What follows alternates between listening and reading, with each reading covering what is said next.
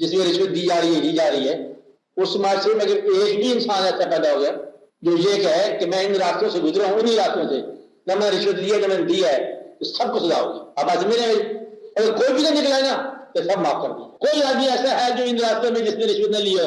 ऐसा कोई आदमी है जो सरकारी फाइनेंस के किसी महकमे में हो, जहां पैसा लेना और देना हो और उसने न लिया हो? PWD के अंदर रहने वाला कोई एक्सियन, कोई SC, कोई चीफ इंजीनियर जिसके हाथ चेक भी बनते हो और ठेकेदार भी आते हो और उसने कभी ना लिया हो, कभी किसी को न दिया हो, अगर एक भी निकल आया ना सारे फांसी लग जाएंगे। बाकी मतलब यह है कि ऐसा मुमकिन है इन हालात में भी कि रिश्वत न दी जाए, इन हालात में भी रिश्वत न ली जाए। अगर तो मुमकिन है तो फिर सजा है, और अगर मुमकिन ही नहीं रहा फिर सबके साथ है।